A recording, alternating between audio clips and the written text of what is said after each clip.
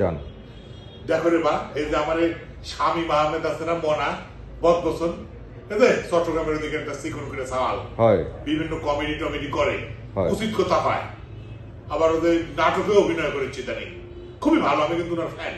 তো উনি কালকে না একটা পোস্ট দিছে, দেখো পোস্টটা লিখেছে, লাউ মানে কদু আর কদু মানে লাউ, মিষ্টি জিলাপি খাবে কাশেম কাকা, মিলাদ পড়লাম পাও। কিসের জন্য লিখেছে জানো? নিচে একটা স্ক্রিনশট দিছে ইন্ডিপেন্ডেন্ট টিভি, মাধ্যমিকে ভর্তিতে 5% কোটা পাবে জুলাইয়ের আহত ও শহীদ পরিবারের সদস্যরা। এইটা নিচে দিয়ে উপরে এই কথা লিখেছে। এটা কি ঠিক লিখেছে? কও না, ঠিক লিখেছে না ঠিক লেখেনি। উনি উচিত কথা কয় মেনে নিলেন, কিন্তু জুলাইয়ের শহীদদের দিলে এই ধরনের কথাবার্তা কি ঠিক? না। কিন্তু আমার একটা কথা আছে বা, ঠিক না, উনি তো একটা বুদ্ধিমান মানুষ, উনি তো মানে ভিতরে কোনো কিছু ভাইবেই তো কথাটা কষে, কথা না হয়। মনে করো যে তোমার এই যে আন্দোলনটা হলো কি, কোটা না মেধা, মেধা না কোটা, যে স্লোগান, এই স্লোগানটা হলো তো আসলে মেধার করে না। এই যে মানুষজন যে আসলো, এই যে ফ্যাসিস্ট সরকারের বিরুদ্ধে আন্দোলন করলো, তাহলে ধরো যে তোমার এই আন্দোলন করেই যদি 5% 10% কোটা হয়, কোটা কখন দেওয়া হয় কত? এই যে বিগত যে 71 সালে স্বাধীনতা যুদ্ধে মুক্তিযোদ্ধাদের কোটা দেওয়া হয়েছিল, এই কোটাটা কি শুরু থেকে ছিল পরে দিছিল? কারণ পরে দিছিল, পরে দিছিল না। আমার কেন জানি মনে হচ্ছে যে কিছু দুর্বলতা ঢাকার জন্য আবার কিছু জিনিস কিছু দিতে হয়, এটা মনে হয় তোমার, মনে হয় না তোমার? মনে করো যে ধরো যে এই যে এখন যারা জুলাই আন্দোলনে যারা আহত হইলো, তারা চিকিৎসা ঠিক মতো করতে পারছে না সরকার, কিন্তু তারা দায়িত্ব কিন্তু নিতে পারছে না, নিতে না পেরে কিন্তু এই সমস্ত ফাও জিনিসগুলা, তোমার জন্য এই কোটা, তোমার জন্য ওই কোটায়, এই কোটার ব্যবস্থা করছে। উনি অবশ্য জ্ঞানী মানুষ, আমার কথা কিন্তু আমি করছি না বাবু। স্বামী আহমেদ সাহেব যে করলেও যে লাও সেই কদু, মানে বিগত দিনে যাদেরকে মানে তাড়ানো হইলেও কোটা না মেধার আন্দোলন শুরু করে, বুঝো? আবার এক জায়গায় একটা মেয়ে বলে খুব সাহসী বক্তব্য দিচ্ছে, ফেসবুকে দেখলাম, করছে আমরা আন্দোলন করেছি, আমরা তো যাইতেবি না ছাত্ররা নতুন দল গঠন করবি, জানলে আন্দোলনে আসলানি।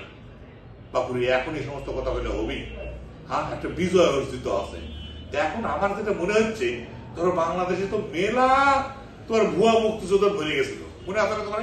আছে, এখন তো বহু ভুয়া মুক্তিযোদ্ধা আছে না? আছে। এখন মনে করো জুলাইয়ের শহীদের নিয়ে তো মনে করো একটা ব্যবসা হতে পারে গোপনে গোপনে। তোমার না যে পড়ে গেছিলে না, তুমি ঢেল লাগেছিল না তোমার হাতে একটা?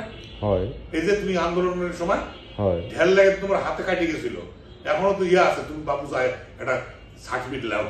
এখন কিন্তু সুযোগ তোমারে, তোমরা কোটা ওটা পাবে, তোমার চাল পালে তোমরা কোটা পাবে, ভুল করো না কিন্তু। এই আন্দোলনে যায় মনে করো সাংবাদিক, ধরো যে এই যে আমরা সোহেল লেমন, আমার নাটোরের, এরা কিন্তু টিয়ার গ্যাস লেগে চোখ কিন্তু সমস্যা হচ্ছিল, হয়নি? উপর হয়ে পড়ে যায়, হাঁটু মাটু ছিলে গেছিল, ওরা কিন্তু প্রাথমিক চিকিৎসা নিয়েছিল, ওরা তাও তো হবে না, আহত হয়। তাহলে তোমরা তো বাপু, তোমরা তো ওই সার্টিফিকেট লাগা, মানে 71 সালের মনে করো মুক্তিযোদ্ধারা যেভাবে সার্টিফিকেট বিক্রি হবে, এখন যে হবি না তার কোনো গ্যারান্টি আছে? বাঙালির চরিত্র কি পাল্টেছে? না। সিআরএফ থেকে যে সমস্ত দুর্নীতিবাদ লোকেরা থাকে, তারা কি পাল্টে গেছে? না বাবু, আমার তো কিংবা ভরসা পাচ্ছি না, বুঝলে? দেশে রাজনৈতিক সরকার কবে আসবে তারও কোনো ঠিক নাই, নতুন সব দল গঠন হচ্ছে। আবার আমার বিএনপির যে একটা বড় লিডার, উনি এবার করছে যে এই স্লোগান সম্পর্কে আমি কিছু জানি না, কিন্তু নতুন যে দল গঠন হলো, এরা সব স্লোগান দিচ্ছে না, একটা কিছু ইনকলাব জিন্দাবাদ, এই স্লোগানের মানেই উনি জানেন না, আবার জনগণও সাধারণ মানুষ জানে না। আবার মনে করো করছে যে কি যেন একটা কথা বার আছে রে বা, কি দ্বিতীয় রাষ্ট্র নাকি না কি দ্বিতীয় কি কথা খায় না, আর একটা করছে সেকেন্ড কি যেন একটা করছে, আমি এটা বুঝি না বাবু, এটা উনি বুঝতে পারছে না, মানে আমি মাথা আমার গোলমাল পেকে দিচ্ছে।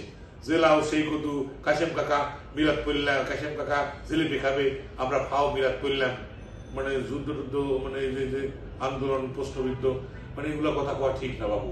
কাকা, আমারও কিন্তু একটা কাশেম কাকা আছে, সাবধানে কয় কথা, নাইলে ঘটনা হচ্ছে যে জুলাইদের শহীদদেরকে নিয়ে বা জুলাইদেরকে যে আহত, শহীদদেরকে তো প্রশ্ন করা যাবে না, আহতদেরকে নিয়ে কোনো কথা বলা যাবে না।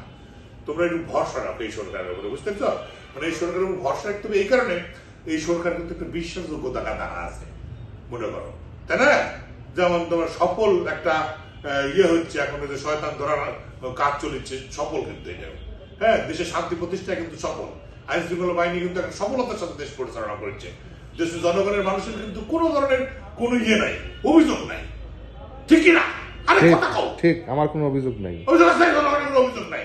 এই সরকারের মধ্যে কোনো অভিযোগ নাই, নির্বাচন নামের কোনো মাথা ব্যথা নেই। তার মানে এই সরকার যা করছে এটা ভালো করছে। তাহলে কাশিম কাকার জিলিপি খাবি, আমরা মিলাদ খাও করলাম, বুঝলাম না। শামীম আহমেদের বিরুদ্ধে আন্দোলন করা লাগবে।